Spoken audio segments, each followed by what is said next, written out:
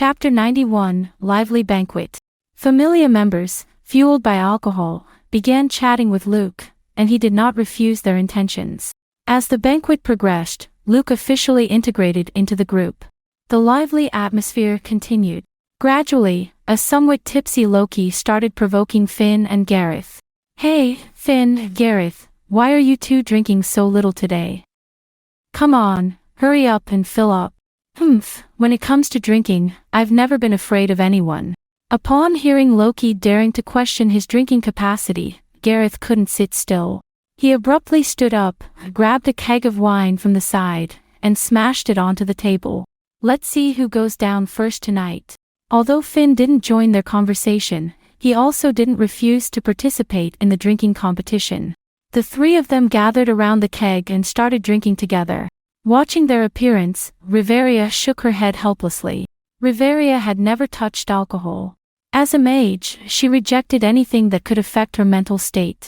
Moreover, she didn't want to make any indecent displays after getting drunk, as it would harm her dignity as an elf royal. At this moment, not far away, there was also a commotion around Ace, who was surrounded by enthusiastic female members.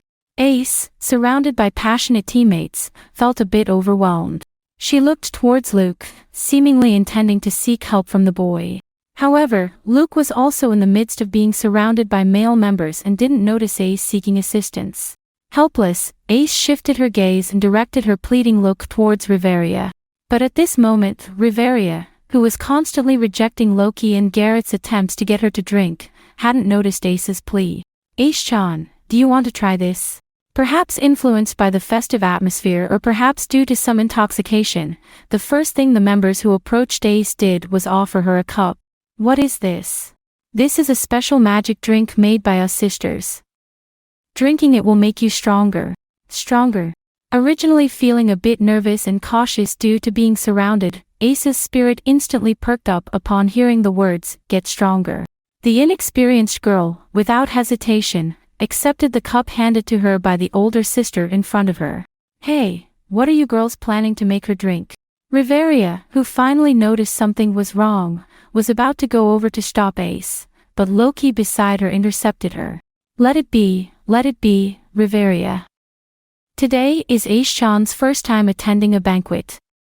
Let her try something new." So, with Finn turning a blind eye, Gareth stroking his beard with enthusiasm, and Loki stopping Riveria with a mischievous smile, Ace drank the mysterious drink with a fruity fragrance in one gulp. "How is it, Ace-chan? Is it good?" The female member who handed the cup to Ace looked at her expectantly, seemingly hoping for a response from Ace. The other female members around them joined in cheering when they saw Ace downing the drink so boldly. "Feeling more comfortable now, Ace-chan?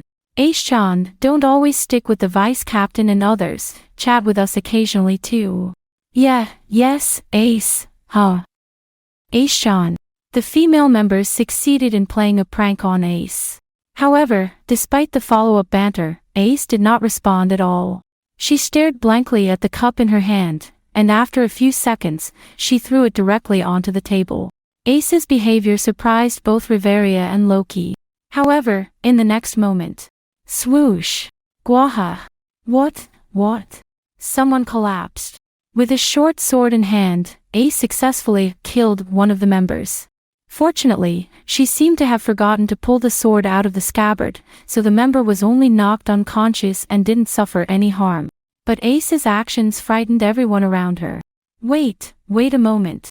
Ace-chan, stop. Ah! Hiccup. Facing the shouts of the members, Ace showed no reaction. Swoosh! Under the effect of the drink, the golden eyes of Ace lost their usual luster, and the rational gleam completely vanished. The young swordswoman, at this moment, was simply wielding her weapon instinctively. Yaha! Help! Is she drunk? Quick, go up and snatch her sword away. The flushed-faced girl, alone, was slaughtering adventurers from the city's strongest familia. This scene left Finn and the others momentarily stunned. What are you staring at, Finn, Gareth?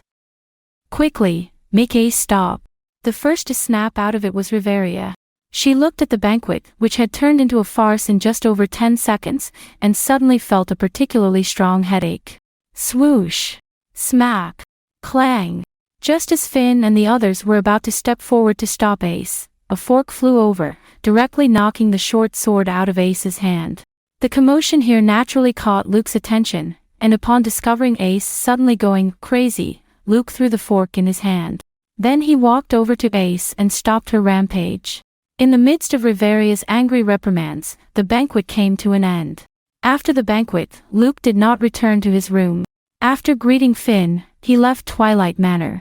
On the way back from the expedition, not only Finn but Luke also heard the rumors.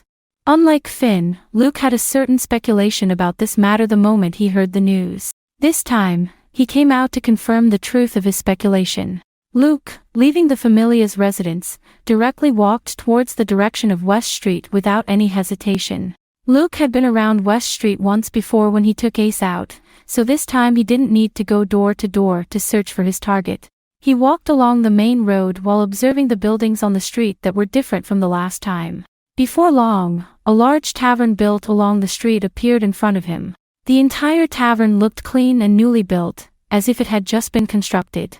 The signboard hanging at the entrance of the tavern read, "Hostess of Fertility." Although Luke had guessed it might be like this when he heard the rumors, seeing this tavern with his own eyes still made him feel a bit emotional. While Luke was observing the tavern, a woman's voice came from not far away. "Hey, kid, my tavern hasn't opened yet. If you want a drink, come back in a few days." Chapter 92, Hostess of Fertility. In the current Rio, wandering around alone at night is not safe. Be careful not to get attacked in some corner, or are you actually one of these criminals? A tall and robust woman approached from nearby, appearing as if she had just been through a battle, exuding a strong aura of aggression. In the past few days, Mia Grand had prepared various matters for opening her tavern. After the tavern is constructed, she will, of course, have to clean up the surrounding areas. Therefore, every night recently, she wandered around, dealing with small-time troublemakers, unruly adventurers, and the remnants of Evelys. In another day or two, this area would be considered her territory, and the miscreants would have to curb their activities in this area. Then, the tavern could open for business as usual. Today, after another patrol, she noticed a young man standing in front of her newly built tavern, seemingly lost in thought. Judging by his appearance, he wasn't too old, and his height suggested he wasn't a dwarf either, most likely a new adventurer. As the former leader of Freya Familia, Mia Grand, who always cared for newcomers, couldn't help but speak up. In this period of chaotic law and order, night travel is not a good habit. Of course, she also kept in mind whether the Evelys were up to something bad, and maybe this boy was the trap they set. So kid, if nothing happens, you'd better go home quickly, just in case. Ha! You're from Loki Familia. Mia Grand approached the young man, intending to advise him to return home if he had no business here. However, as she got closer, she noticed the emblem on his clothes, which belonged to Loki Familia. "Hello, I am a newcomer from Loki Familia." Feeling Mia Grand's warning and vigilance, Luke, who had no intention of opposing her, announced his affiliation with Loki Familia, hoping to reduce her wariness. As Mia Grand looked at Luke's face, she carefully recalled. "Young, newcomer, swordsman, from Loki Familia. I see. You are the recently talked about super rookie." Super rookie? What's that? Luke was a bit puzzled by Mia Grand's words.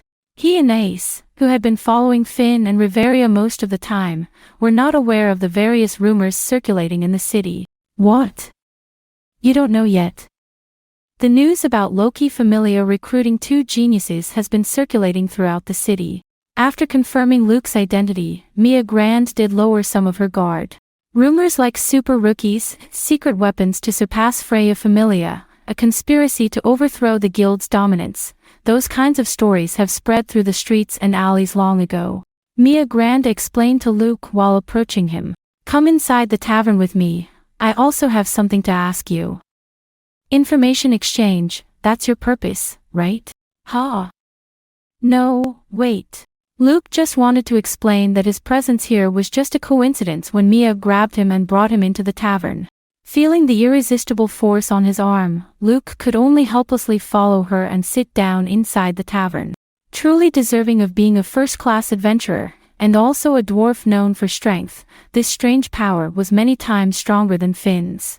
Luke sat on the chair, curiously looking around the tavern that frequently appeared in the original work. After Luke sat down, Mia Grand told him to wait a moment and went into the tavern's kitchen, leaving him wondering what she was doing. Are you a customer? Mia Grand's entry with Luke caught the attention of others in the store, and two young girls wearing waitresses' outfits approached. One was a silver-haired human girl, and the other was a brown-haired cat-eared girl. The cat-eared girl was the first to come forward. Hee, meow, I saw it just now. You were caught by Mamma Mia, Naya. Tell me, are you a bad guy caught by Mamma Mia, Naya?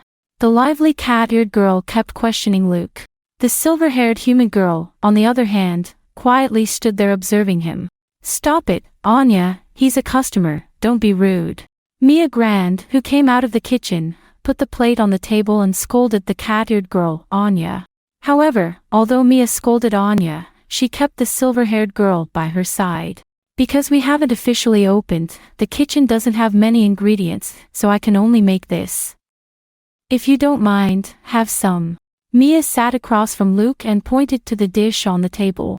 It must be said that Mamma Mia's cooking looked quite tempting. Even if it wasn't as abundant due to limited ingredients, it was still better than many restaurants on the street. The banquet tonight was interrupted halfway, and to be honest, Luke hadn't eaten enough. Now, facing the other party's kindness, he certainly didn't intend to refuse. However, there was something that needed to be clarified in advance. Well, I didn't come here tonight to gather information. Luke actually just wanted to see this tavern that frequently appeared in the original work, similar to visiting a tourist attraction. As for accidentally bumping into Mia Grand, it was purely a coincidence. If Mamma Mia hadn't grabbed him and brought him into the tavern, he should have already returned to Loki Familia's headquarters by now. Luke's explanation left Mia Grand stunned. She turned her head to glance at the silver-haired girl, Seer Flova, standing beside her. When Seer nodded to her, indicating that Luke was not lying, Mia Grand sighed in relief. I thought you were sent by Finn or that hateful dwarf to gather information, but I didn't expect that it was me who misunderstood. Mia Grand said. The moment she confirmed Luke's identity, she assumed he was someone sent by Finn and the others to exchange information with her. After all, she was well aware of the impact her retirement announcement would cause. Coincidentally, she also had some messages she wanted to convey to Finn. As a recognized future core member of Loki Familia, Luke, with Finn's authorization, would have the right to negotiate on behalf of his familia with others. In the past, Mia Grand had done similar things for the sake of training new members. Allied familias often sent new members to each other, allowing the other side to test/challenge the newcomer. After all, some matters were inconvenient to handle within the familia, making it a unique form of training.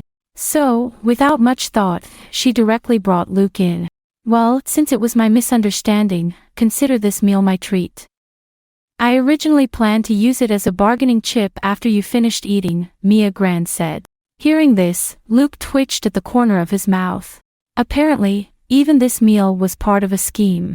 However, despite the lack of a premise for information exchange, both Luke and Mia Grand intended to continue the conversation. Chapter 93, Messages and Nevelis. Luke was quite curious about the deeds of the original Freya Familia leader, and having the opportunity to chat with one of the current strongest adventurers in Ororio was not something everyone had. Mia Grand did have some messages to convey to Finn and the others in Loki Familia, and she also wanted to see if she could extract some unknown information from this newcomer. The negotiation turned into a conversation, and the two of them chatted casually. By the way, did Goddess Freya actually approve your application for retirement? This was actually what Luke was most curious about because no matter how you looked at it, Mia's retirement was not beneficial to Freya Familia. If Mia did not retire, when Otter reached level 7, the Freya Familia would have a huge advantage in top combatants over Loki Familia. And Luke knew that Otter had successfully been promoted to level 7 in the future. Goddess Freya could see a person's color of soul and essence. Mia Grand, who became the first leader of Freya Familia, was obviously not inferior to the current vice captain, Otter. When the two of them are in charge, Freya Familia is undoubtedly the strongest. But now, without a first-class adventurer, not to mention the strongest, even the position of one of the strongest began to waver. There are many reasons for this, and I won't tell you. Mia Grand had long known that Luke would ask this question. It wasn't just Luke, probably everyone in Rio wanted to know why she retired. But if you think our Familia's combat power will decrease because of this, you're completely wrong. A hint of mockery appeared on Mia Grand's face, as if mocking those fools who were ready to see Freya's joke. If anyone intends to provoke our Freya Familia, let them come. Although I resigned as the leader and declared my partial departure from the front lines of dungeon exploration to enter retirement life. But I never said I would seal Falna or withdraw from Freya Familia. In the official documents, I have clearly stated as semi-retired. Perhaps because Mia Grand's retirement was too shocking, many people overlooked the crucial point. No matter whether it's Mia Grand or the members she took with her, none of them have sealed or cancelled their Falna. This means that the strength of Freya Familia has not been affected in any way, it has only reduced some of the energy dedicated to exploring the dungeon. The members Mia Grand took with her can return to the front lines anytime if they wish. Perhaps, after 3 to 5 years, their strength may decline due to prolonged absence from battle. However, for now, even in retirement, Mia remains one of the strongest in Rio. P.S. In fact, whether in Rio's side story or the main storyline where she acts as Belle's reinforcement, their combat power doesn't show any signs of decline. I even suspect Mamma Mia might occasionally lead her waitress team to the dungeon for some exercise.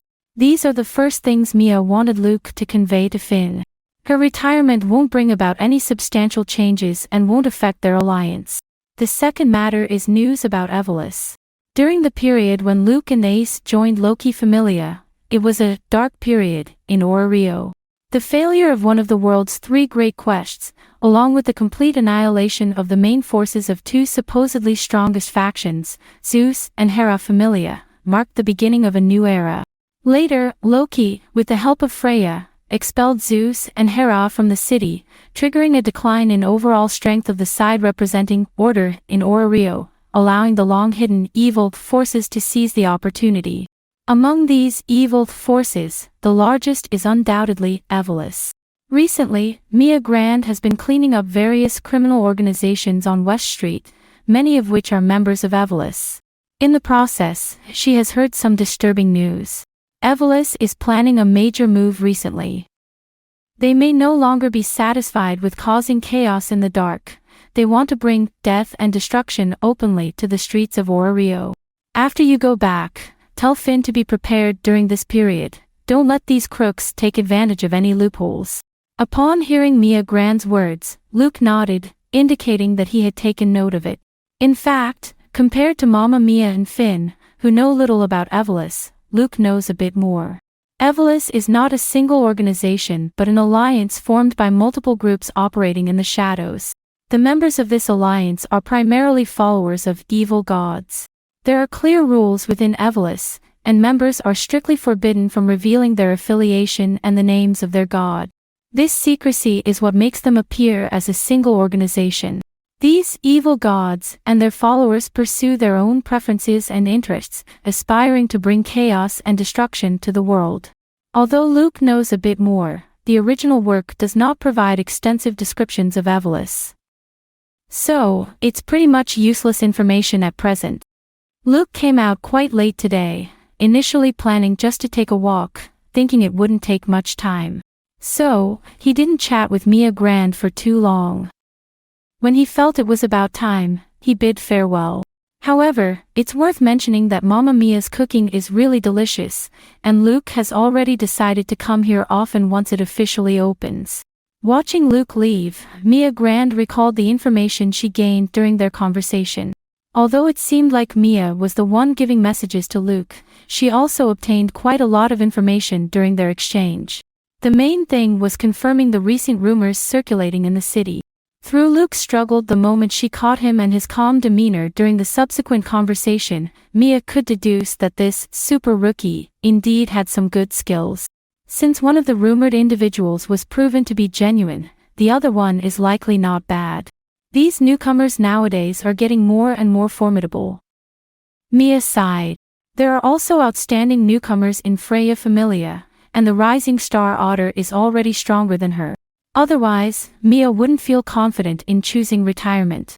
Moreover, there are reports that Astria Familia recently recruited several highly promising newcomers, and some LV4 members of Ganesa Familia are also about to rank up.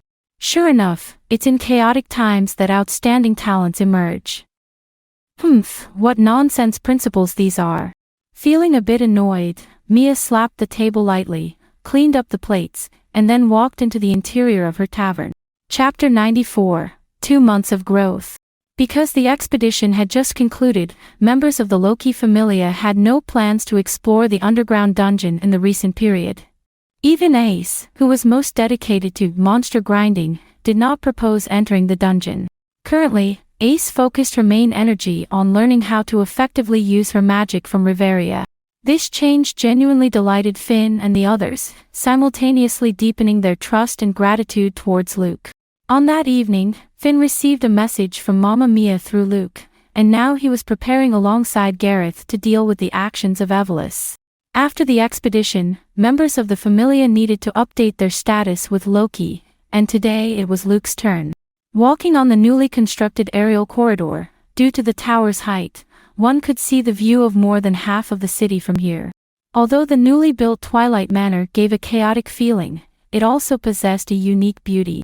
Loki's personal room was located at the top of the central tower. After climbing the spiral staircase set up throughout the tower, Luke arrived at the door and gently knocked. Knock knock. Just come in, the door is open. Luke pushed the door and entered the room. Due to the renovation of the Familia's headquarters, almost everyone's rooms had become larger. According to the tower, rooms for male and female members were also separated. The rooms for regular members became much larger and more comfortable, although several members still shared a room, the conditions were much better than before. The rooms for core members remained the same private room as before, but they were also expanded on the original basis. However, the most significant change was not in the building structure or the size of the rooms. Loki cancelled the original bathing facilities in each room and replaced them with a massive communal hot spring bath for the entire Familia. Rooms still had water for daily use, but it could only be used for washing. Needless to say, Loki must have impulsively made this decision, and she hadn't thought about whether it was inconvenient for others at all. Although I've read Finn's report, seeing the growth of your ability values with my own eyes is still a bit surprising, Loki squinted, observing Luke sitting with his back to her. Defeating the floor boss solo at level 1, as expected, the achievement you have gained is enough for you to level up. What do you plan to do? Loki inquired. Upon hearing Loki's question, Luke immediately replied without hesitation, "It's not time to level up. I knew you would choose this. And I would have stopped you even if you chose to rank up. It's too wasteful to upgrade now." Loki imprinted Luke's ability values on a parchment and handed it over. Taking a glance at the parchment, after this expedition, Luke's various ability values had basically reached C rank, with agility reaching B rank. Don't think it's too fast. This expedition, including the time for repairs, took almost a month.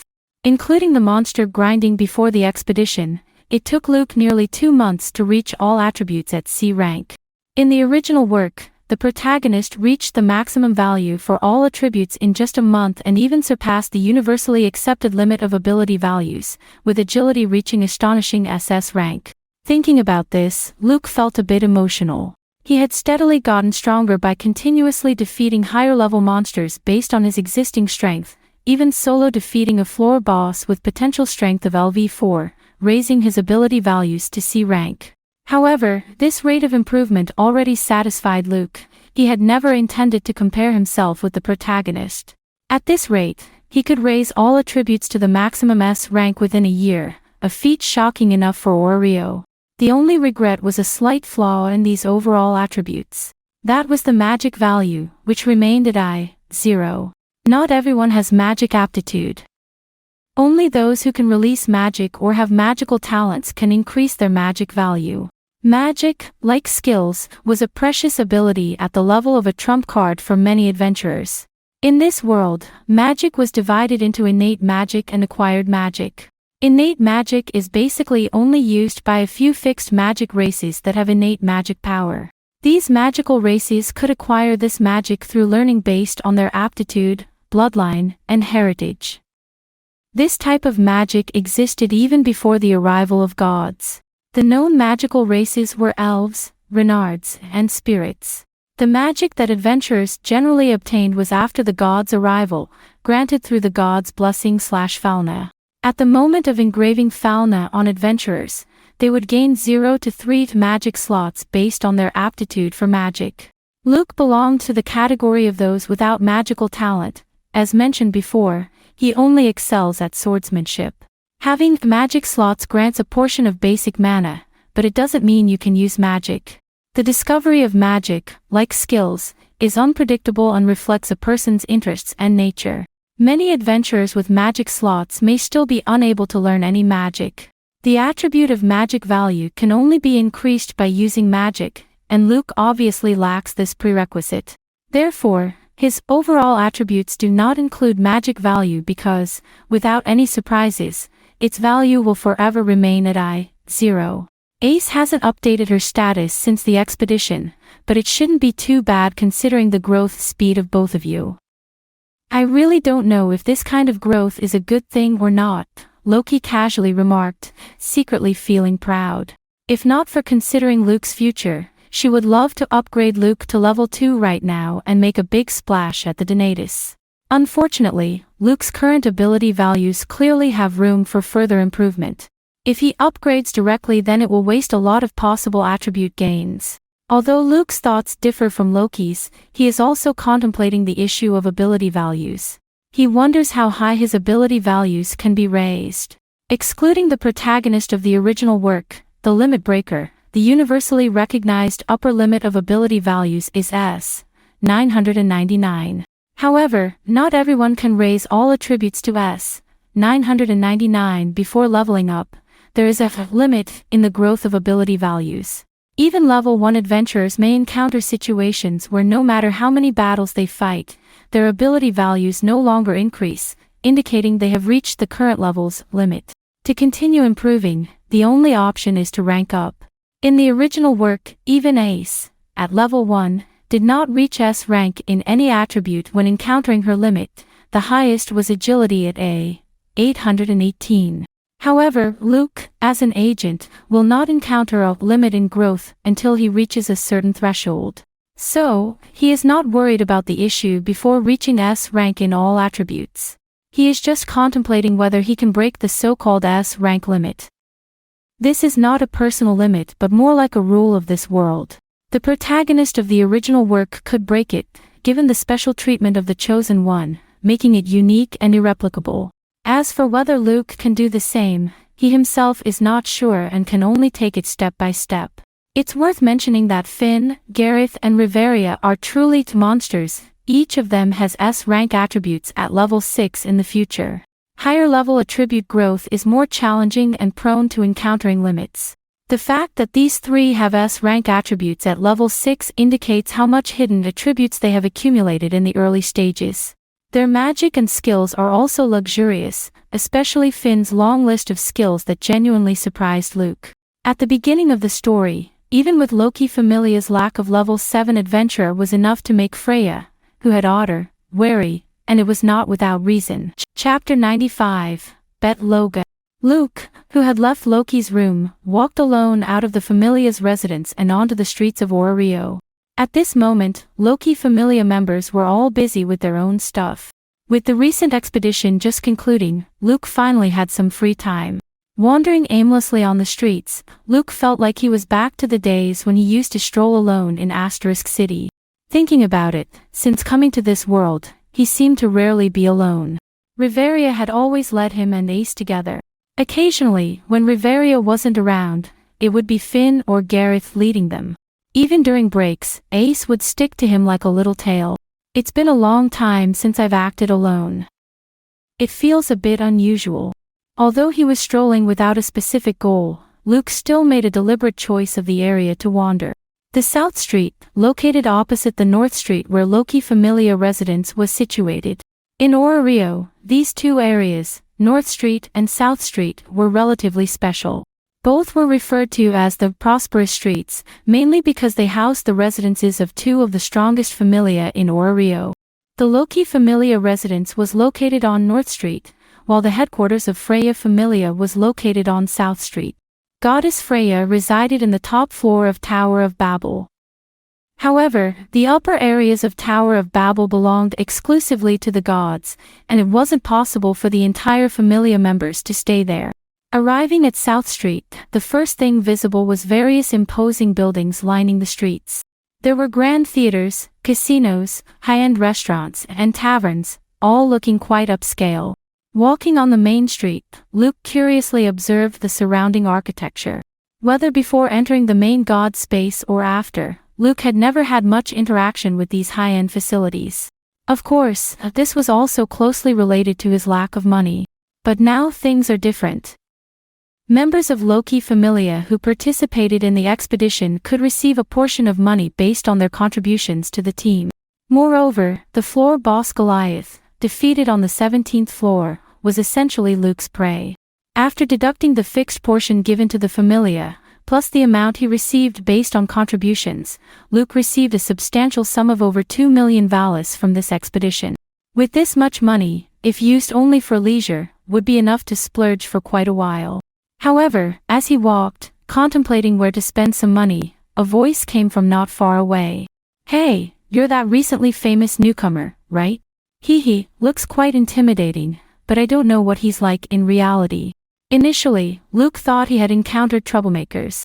After all, he had just heard about the rumors of being referred to as Super Rookie from Mamma Mia a few days ago. But when he followed the sound and looked over, things weren't exactly as he imagined. Indeed, he did encounter troublemakers, but the target of their harassment was not him. Four humans who appeared to be adventurers had cornered a young werewolf in an alley, upgrading to level 2 in just 2 years. "You've been in the limelight recently, huh? Are you not taking us seniors seriously?"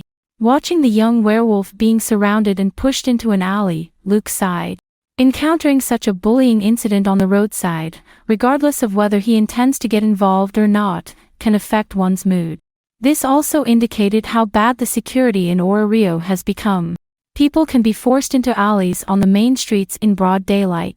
Thinking about the actions of Evelys that Mamma Mia asked him to deliver a message to Finn before, Luke scratched his head and eventually decided to follow. Although he knew that those 4 lousy adventurers were unlikely to be members of Evelys, Luke still planned to go and have a look just in case. As one of the strongest familia in Orario, Loki Familia has the obligation to help the guild maintain law and order in the city. Finn and others repeatedly emphasized that if they encountered something within their capabilities, they should try their best to help.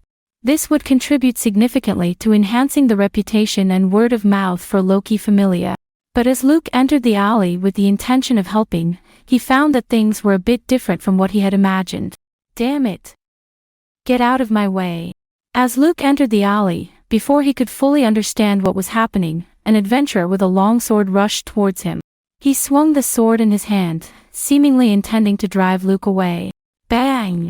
A chaotic swing of the sword could hardly pose a threat to Luke. Realizing that the person rushing towards him was one of the 4 lousy adventurers from earlier, Luke swung the sheath of tranquility directly at the adventurer's face. At this moment, the werewolf young man who was harassed by the 4 adventurers also rushed out of the alley. He looked at the guy knocked down by Luke and was momentarily stunned. Thinking of the man's fleeing figure just now, combined with the unharmed werewolf young man in front of him, Luke roughly understood the development of the situation. "It seems my help was unnecessary." "That's right, you're just being nosy." Perhaps because of being helped, the werewolf young man was very unhappy, and his tone of voice when he spoke to Luke was also full of irritation. It was only at this moment that Luke could clearly see his appearance. Silver hair with brown pupils, the iconic ears and tail of a werewolf, and a conspicuous blue-purple lightning tattoo on his face made him look somewhat familiar. Bet Loga.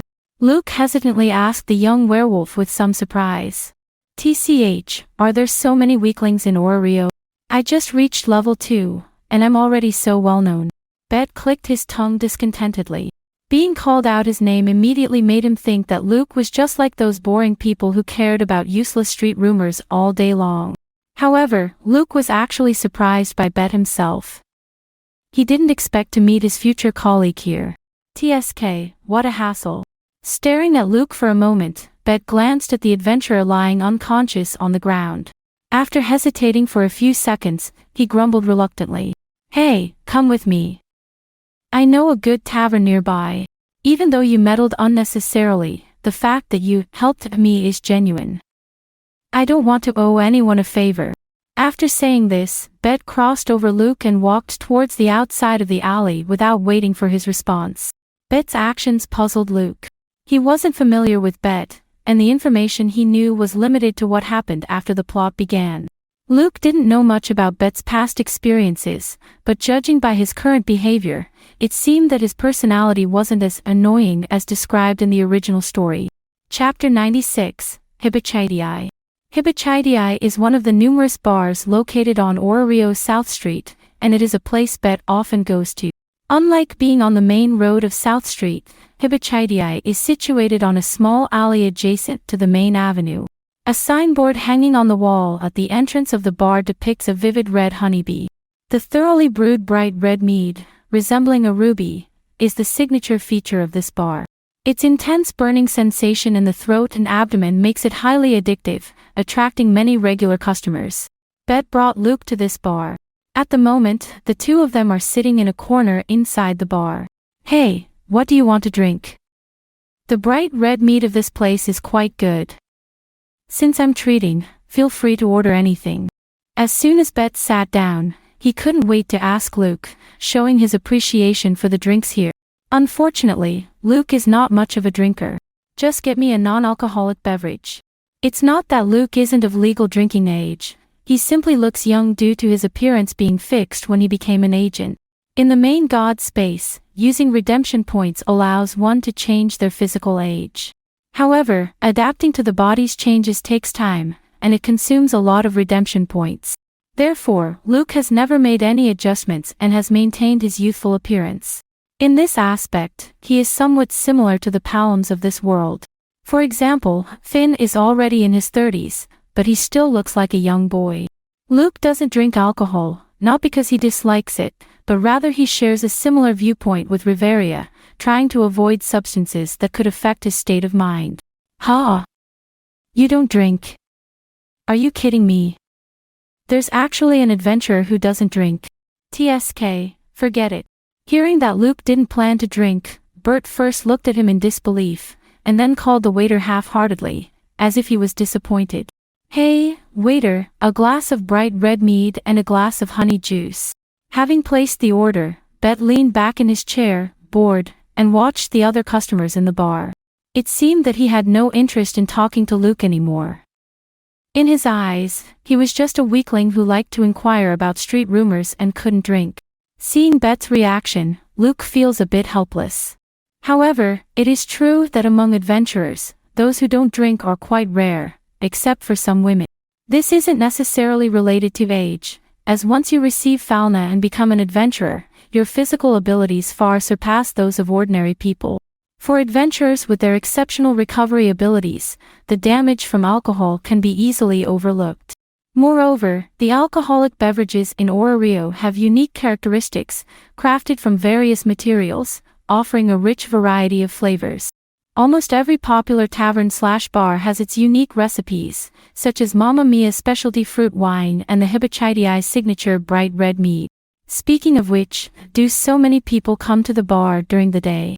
Bet has no intention of paying attention to Luke, but Luke doesn't want the atmosphere to remain awkward. Ha! You mean here? Well, basically, bars with distinctive features are like this. While Bet finds Luke uninteresting, he doesn't completely ignore him, considering that he personally invited him here. Because by evening, the adventurers exploring the dungeons have returned, and during that time, popular places like this are usually packed. Those ordinary people without strength wouldn't dare to snatch a spot from adventurers. So, if they want to taste the specialties of these high popular places, they have to avoid the peak hours when adventurers are around. Bet gestures towards the other customers in the bar, signaling Luke to observe carefully. Look, there are few adventurers now, and it's mainly craftsmen, merchants, and ordinary residents, right? In the evening, this situation will completely reverse, and it will mostly be adventurers. Listening to Bet's explanation, Luke looks around at the other customers and nods with realization. This visit to Hibachitii is Luke's first time sitting inside a bar, excluding the time he was dragged in by Mamma Mia. Riveria is usually the one who leads the team, and the elf royal who never drinks alcohol will obviously not bring Luke and Ace to a place like this. So Luke doesn't know much about these things. It didn't take long for the waiter to bring the 2 drinks Bet ordered. As soon as the mead was served, Bet couldn't wait to pick it up and take a sip. Luke also picked up the honey juice in front of him and tasted it. It tastes good, indeed very delicious. After trying the beverage, Luke immediately understands why this place is so popular. The unique honey flavor is completely different from the honey he knows. If he didn't know the name of the drink, honey juice, he wouldn't believe it contains honey. A bar that can make even the normal juice so delicious, one can imagine how amazing the signature bright red mead would be. By the way, that insignia of yours is from Loki Familia, right?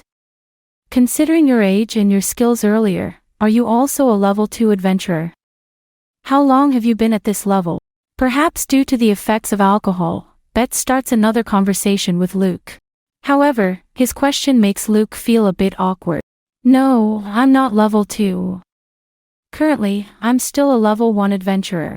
After taking a sip of honey juice, Luke corrects the mistake in Bet's assumption. Ha! Level 1. Are you kidding me? Do you expect me to believe that a level 1 rookie can easily knock out a veteran level 2 adventurer? Do you think I'm a fool? Or do you think I'm easy to fool? Luke's explanation reaches Bet's ears, and his immediate reaction is disbelief. He thinks Luke must be joking. How could a level 1 adventurer easily knock out a level 2 adventurer with a single blow?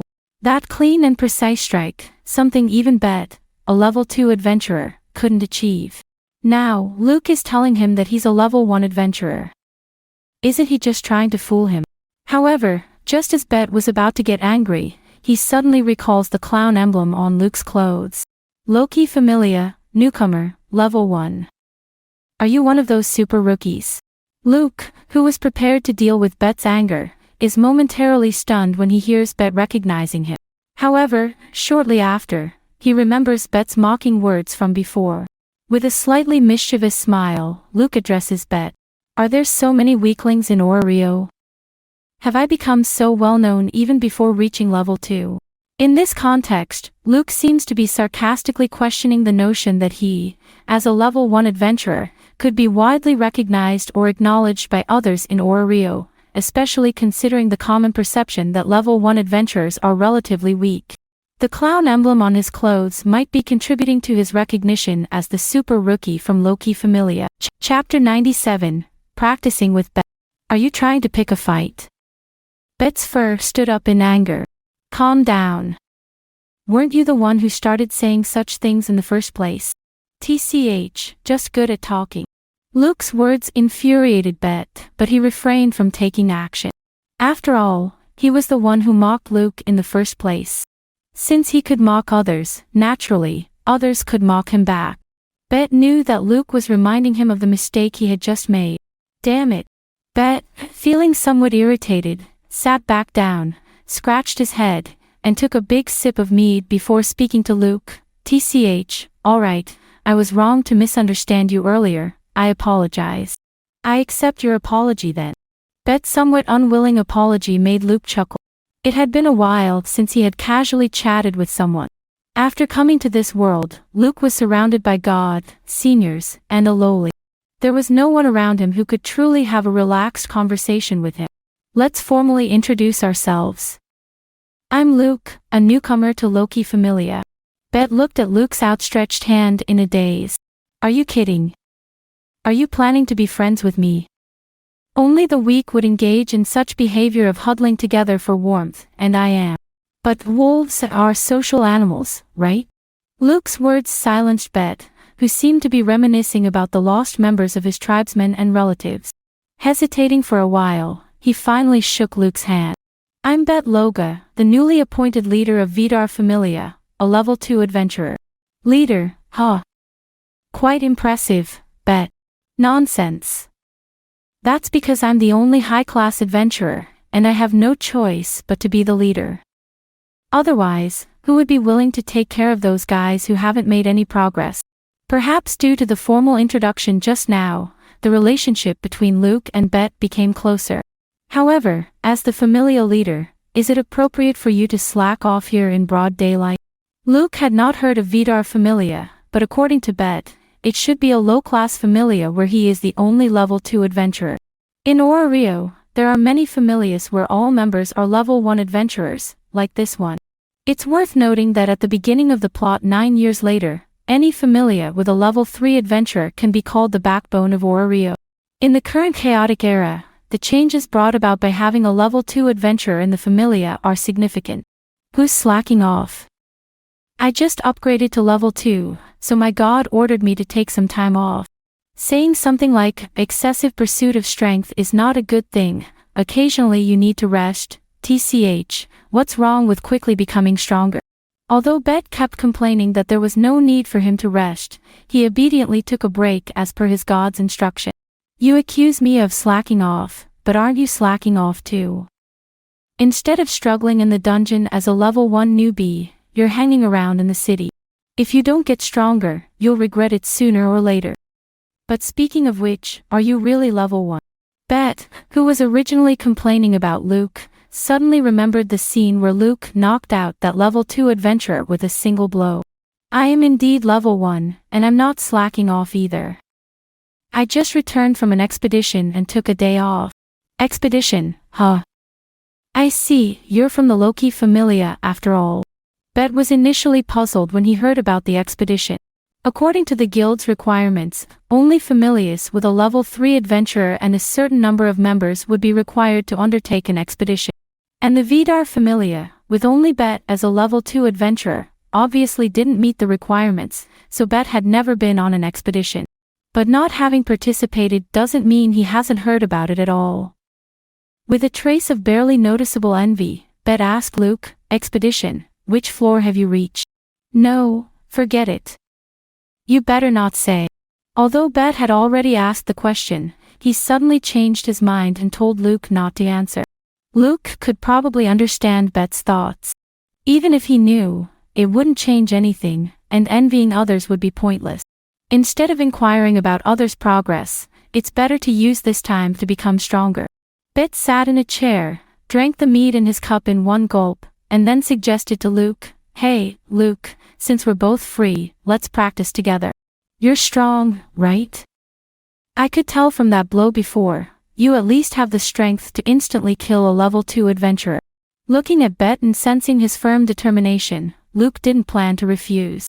Later, the two left Hibachitii and went all the way to the Tower of Babel in the center of the city. It was mentioned before that in the middle layers of the tower, there were dedicated training grounds that could be rented. After paying, Luke and Bet walked into the training ground, both assessing the area. Whether Luke or Bet, it was their first time renting a training ground in the Tower of Babel. They were instead the type to spend their time in the dungeon whenever they had the chance.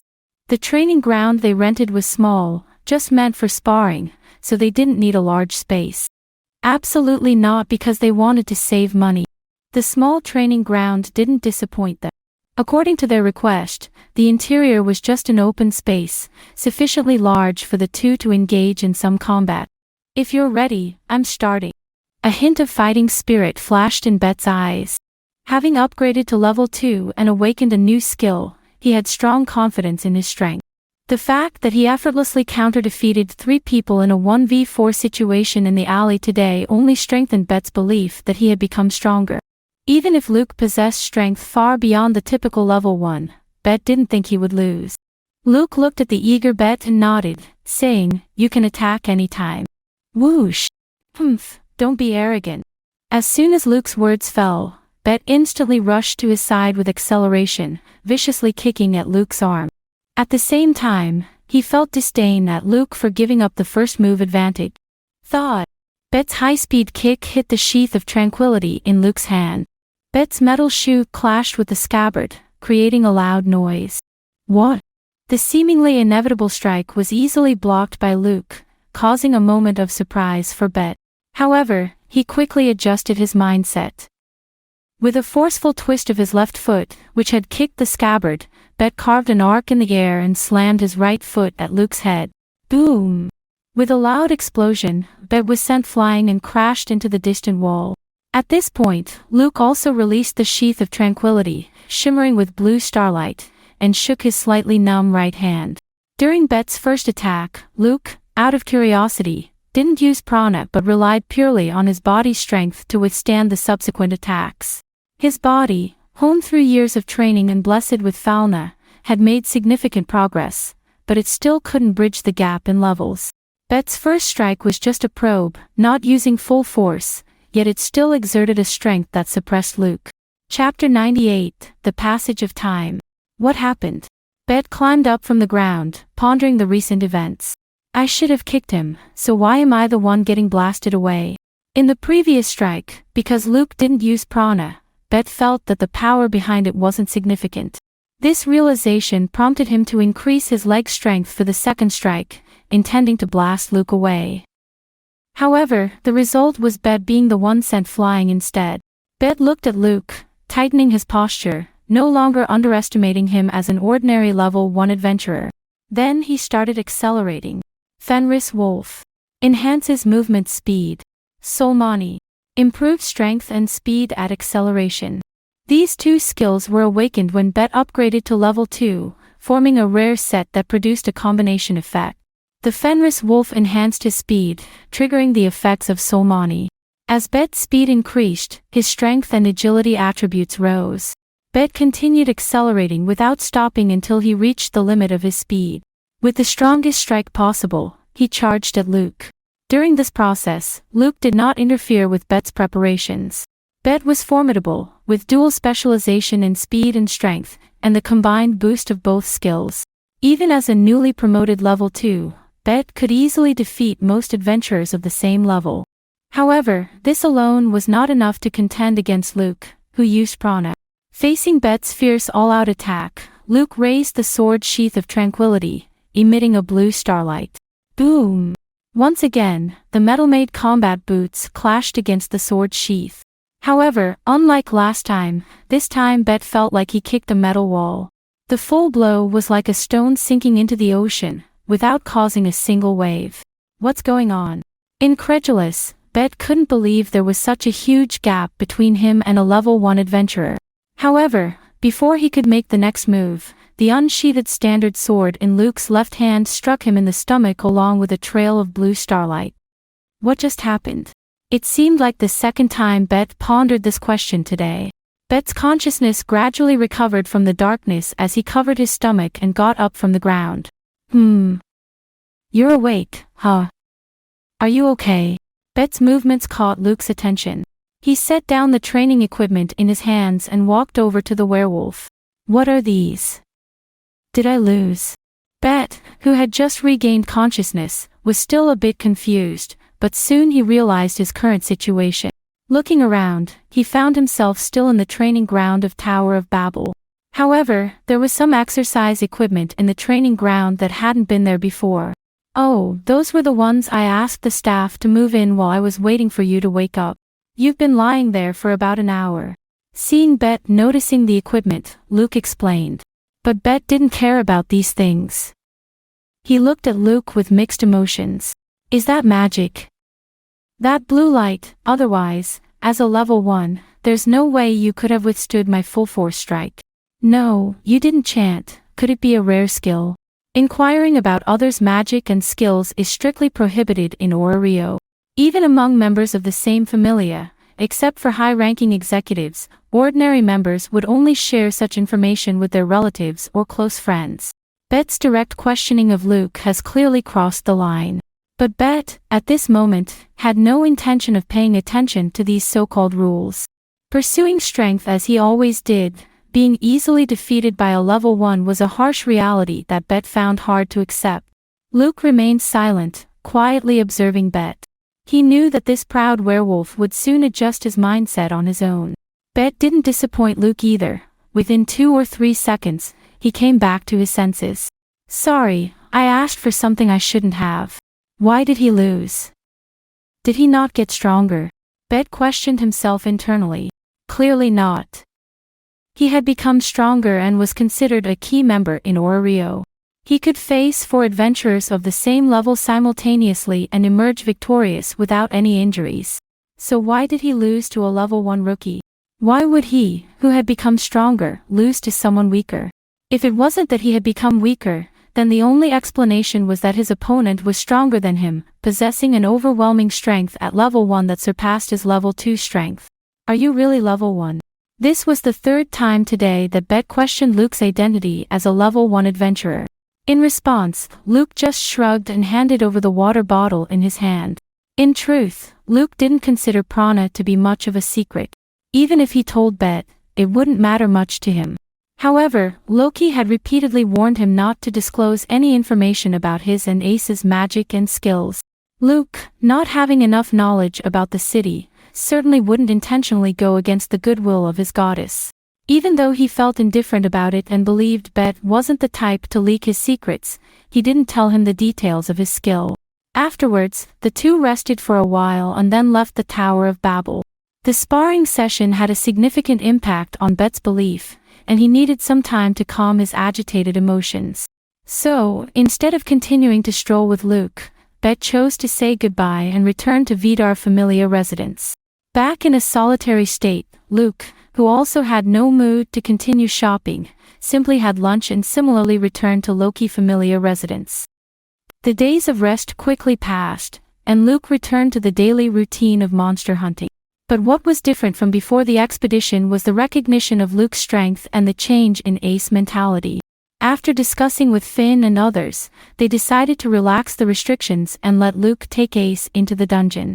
On the one hand, this is a recognition of the 2 rookies, and on the other hand, it is also to liberate Riveria, a high-end combatant. Facing the increasingly frequent activities of Evelys, Finn and the others needed to make thorough preparations. For this reason, the expertise of Riveria, particularly in magic, was indispensable. Time just kept passing by. During this period, Luke took Ace into the dungeon every day to hunt monsters and also provided guidance on her sword skills. During their leisure times, they strolled around the streets, enjoyed good food, and bought some small trinkets. Occasionally, they visited Hippocratii to have a couple cups of delicious drinks with Bet, and bickered and fought along the way. In contrast to Luke's stable daily life, Finn and the others were not so leisurely. Just as Mamma Mia had informed before, Evelys had gradually shifted its destructive activities from the shadows to the forefront. Now Finn and the others basically have to lead a team out every 2 days to suppress the rampant members of Evelys. Luke also offered his assistance, but Finn rejected it, citing the higher priority of Luke and Ace's growth. In reality, Luke could understand Finn's concerns. Finn was worried that Luke's murderous swordsmanship might have some unexpected consequences if he were to be in contact with members of Evelys. Chapter 99, Donatus. Time flies, and in the blink of an eye, nearly a year has passed since Luke and Ace joined the Loki Familia. During this time, Luke has led a stable daily life. However, today is different. It is a relatively special event compared to his usual routine over the past year. It is the convening of the Donatus. The central hall of the Tower of Babel, a towering white tower in the labyrinth city Orario, located on its 30th floor, serves as the venue for the Donatus. The Donatus is a meeting of the gods held once every 3 months. However, rather than a meeting, it is more like a tea party. During the Donatus, the gods exhibit their whimsical natures, speaking without restraint, and sometimes making shocking statements. Of course, they occasionally discuss serious matters, such as proposing or reviewing the activities organized by the city. In addition, there may be emergency situations that require the presence of gods. In most cases, the most important and eagerly anticipated project in the Donatus is organized by this group of unrestrained gods and is closely linked to the adventurer's fame, the naming ceremony. The conditions for participation are that at least one member of the familia must be a high-class adventurer, meaning only gods with at least one LV2 member are allowed to participate in the naming ceremony. The number of familia members who promoted and elevated their vessel directly affects the god's status in the mortal world, as it involves the god's accomplishment in competing against other gods. Because the rise in level even somewhat implies getting closer to becoming a divine being, so with more higher-leveled members, other gods will also recognize the achievements of this god. P.S. I always felt that this was foreshadowing, but the original work did not explore it further. The naming ceremony is used to determine the adventurer's alias. Every time an adventurer elevates their vessel, meaning after a successful upgrade in level, they have the opportunity to be bestowed with or modify their existing alias. So, the Donatus is also the meeting to declare the alias of a newly promoted adventurer. Perhaps due to receiving prior notice and knowing that this naming ceremony is particularly special, the number of gods attending this Donatus can be said to be exceptionally high. Wow, Freya is here. Amazing. She's beautiful as usual. Ah, look, Ishtar is also here. Thank the heavens, what a feast for our eyes. Even some rarely seen gods are all present in this Donatus. The meeting hall occupies the entire floor, with a massive space supported by several huge pillars reaching up to the ceiling. The surrounding walls are made of a transparent structure, allowing a panoramic view of the sky from the 30th floor. At first glance, it looks like a temple floating in the sky. Gods, appearing one after another through the only entrance, gather around the round table placed in the center of the hall. There is an orange-haired male god with a cynical smile on his face, and there is also a weird god who shouts, "I am Ganesha." There are also male gods who jokingly prostrate themselves at the feet of the two goddesses of beauty with silver and purple hair, and many goddesses rolling their eyes at these unsightly male gods. Gods of various ages and genders take their seats, many of which exchange greetings or chat with gods they are familiar with. Seeing that almost all the gods are present, and the time is about right, a familiar goddess with flowing red hair stands up. Alright, everyone is almost here, right? Rising from her seat, Loki squints her eyes and smiles. Looking at the gods who instantly quiet down due to her standing up, Loki loudly announces, "I declare that the nth Donatus officially begins, and I, Loki, will be presiding over this meeting. Please give me your advice." Oh yeah. With Loki's announcement, cheers and applause erupt from the impatient god. To those gods who applaud her, Loki waves back at them. The reason why she is taking on the role of hosting this Donatus is also because of the naming ceremony that follows. To keep these unrestrained gods in check at this Donatus, only gods with high status can do it. As the goddess in charge of one of the strongest familia in Rio, since Loki actively volunteered to host this Donatus, the other gods naturally dared not object. Standing on her seat, Loki surveys the gods around the round table. Seeing that all their attention is focused on her, and ensuring no one is distracted, Loki nods in satisfaction and announces the start of the first project of the Donatus. As usual, let's start with information exchange. Does anyone have any jokes to share with others? I have one. I do too. Hey, I heard that gay guy Apollo made a move on someone else's child again. As Loki finishes speaking, the hall instantly becomes lively. Information exchange is one of the initial important purposes of holding the Donatus. However, at this point, it mostly involves gods boasting and joking. Nevertheless, if there are indeed new pieces of information from the dungeon or Rio, they will use them as topics for verification and sharing. The Donatus, where the gods of major factions in Rio gather, often conveys some high-profile information. Since most gods are all unrestrained, they act recklessly, speak without thinking of the consequences, and bring the entire agenda into chaos, sometimes even causing major disruptions. These gods gather around the round table, laughing heartily and speaking freely, changing one topic after another. Children in the mortal world often have the misconception that Donatus is a serious and dignified meeting organized by the gods, following proper procedures. But if they were to witness this scene of complete disorder, they would surely realize, isn't this how the gods usually behave? Alright, everyone, quiet down. Amidst the uncontrollable vortex of chatter, Loki, as the host, shouts loudly, bringing silence to the venue. Let's wrap up the small talk. I'll summarize some relatively important parts. Among the chaotic discussions, simplifying and extracting valuable content is also an important role of the host. First of all, as expected of you, Apollo. Loki first names the god who was mentioned the most in the recent discussion. You're once again using tricks to snatch someone else's child, aren't you? It's about time to stop. If you go on like this, the guild might give you a warning. Oh. What do you mean by tricks? Those two children voluntarily converted to my familia. The orange-haired god named Apollo, who was called out, is not intimidated by Loki but explains with a smile. The conversion process cannot proceed without the permission of their previous god. This indicates that I received the approval of their previous god and obtained those two children completely through proper procedures. Why would the guild warn me who is completely innocent? Chapter 100, Jagamarukan. As expected of Apollo, always doing things so seamlessly. But it's still a bit excessive, isn't it? How many familias have been disbanded because of him in the past few years? Apollo's words sparked a controversy among the gods. However, apart from a few righteous condemnations, most gods were happy to watch the drama. As long as Apollo didn't target their own children, these pleasure-seeking gods simply didn't care about him persecuting others. Apollo also sensibly never provoked those familias with significant influence. Any familia plundered by him would be made to disappear using various means, ensuring they posed no threat to his familia in the future. So, he had never faced resistance from the gods.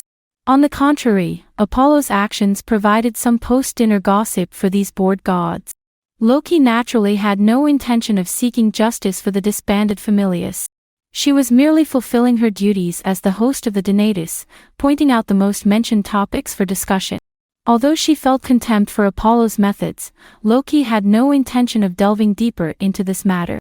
After all, she was also one of those gods who loved to watch others' dramas and had a less than pleasant personality. After the topic about Apollo concluded, Loki successively picked out several other frequently mentioned topics. She fully played her role as the host, summarizing and extracting information in the gods' discussion. While the Donatus proceeded as usual, Luke and Ace finally made a rare appearance on the street. Both had reached level 2 for quite some time. The reason their presence drew so much attention at this Donatus was due to them being super rookies who leveled up in less than a year. Luke actually leveled up much earlier than Ace. However, considering Ace's mood and Loki's desire to make a splash at the Donatus, they kept it concealed from the public. It wasn't until Ace successfully leveled up recently that they announced it publicly. The aliases for both of them were supposed to be arranged in the same Donatus. Donatus typically didn't last very long, and it could usually conclude within the same day. So today, Luke and Ace didn't enter the dungeon to grind monsters. Instead, they decided to take a rare break and relax by going shopping. By the way, they also eagerly waited for the news from their goddess, anticipating the alias assigned to them in the Donatus, although both of them already knew what their alias was in advance. Luke brought Ace to Aurario's East Street. East Street was Aurario's commercial district, with stalls lining the streets selling vegetables, fruits, and groceries. However, compared to a year ago, the streets of Aurario now showed many ruined buildings and damaged roads. In the past year, the damage caused by Evolus in the city was extremely severe. Just by looking around, one could understand that almost everyone's faces were clouded with gloom and depression. A small portion of the residents even became skittish, immediately fleeing at the slightest disturbance. In addition to the panicked residents, there were many guild employees and adventurers patrolling the streets. For example, a red-haired girl with a sword wing emblem, a masked adventurer beside her, a life-oriented adventurer distributing items and potions, and a healer providing free medical treatment to injured residents. Walking on the street, even without deliberate observation, one could easily grasp the current unfavorable situation in Aurario. All of this was caused by the evil forces led by Evolus, and at the same time, it was the result of Finn and the others clashing against these villains. Many smart people had already left Aurario because of this dire situation. Why do people have to kill each other? Ace tugged at Luke's hand, her tone carrying a subtle and imperceptible sense of loss as she quietly asked Luke. Luke didn't immediately respond. Like Ace, he saw the grim scene on the street. He didn't know how to explain to an 8-year-old innocent child this kind of evil stemming from the inherent flaw of human nature. After hesitating for a while, he ultimately chose to be honest. I guess there must be some evil gods directing behind the scenes. But the current dire situation is also due to human nature. Human nature. Ace looked at Luke with confusion. Well, creation and destruction, order and chaos, kindness and malice, humans cannot have only a benevolent side. Everyone has more or less hidden violence derived from instinct. Ace fell silent after hearing this. To be honest, she couldn't completely comprehend the meaning of Luke's words. But when she recalled the dark flame hidden deep within her own heart, could her motivation to become stronger also be due to human nature? Before Ace could delve deeper into her thoughts, Luke took her to an outdoor vendor. While this dire situation is a result of human nature, there is also a part of this nature that hopes for a better tomorrow and works hard for it. Following Luke's gesture, Ace looked at the outdoor vendor in front of them. A female clerk was cooking food inside, and the aroma of fried potatoes mixed with the scent of oil constantly wafted out. Beside the vendor stood a signboard with a few slogans. Jagamarukan. Sharing delicious food brings smiles to everyone's face. The new source of urban vitality, the delicious Jagamarukan. In such a chaotic environment, such positive slogans stood out like a ray of light in the darkness. Perhaps because of this snack quickly became popular throughout Rio. While Ace was somewhat dazed looking at these slogans, Luke had already walked over and bought two. Taking the freshly fried Jagamarukan from the worker, Luke handed one to Ace. Ace stared fixedly at the fried food in her hand. The aroma of oil and potatoes kept stimulating her nostrils. Unable to resist the temptation, Ace took a bite. The moment Ace bit into the Jagamarukan, an electric current spread throughout her entire body. The aroma of the food filled her entire mouth. In just that moment, Ace was captivated by Jagamarukan's delicious taste. This was the fateful encounter between Ace and Jagamarukan. After a while, Ace asked Luke to buy her 3 more Jagamarukan. Holding the fried food in both hands, she chewed with concentration, making sounds of delight. With that joyful expression and her cute actions, she looked like a cute little squirrel. Seeing that Ace truly enjoyed the food, Luke bought a few more Jagamarukan. The two of them continued to stroll through East Street while eating Jagamarukan.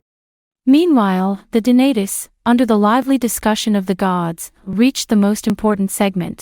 Loki remained standing at her seat. She glanced around the gods sitting at the round table, revealing a smile that some gods found quite malicious and intimidating. So, next up is the naming convention. P.S. Well, this chapter marks the completion of 100 chapters. I can't believe I've managed to stick to this project for so long. Especially thank you to my Patreon supporters, as I would have already stopped posting if it weren't for their support. Anyway, let's celebrate this moment.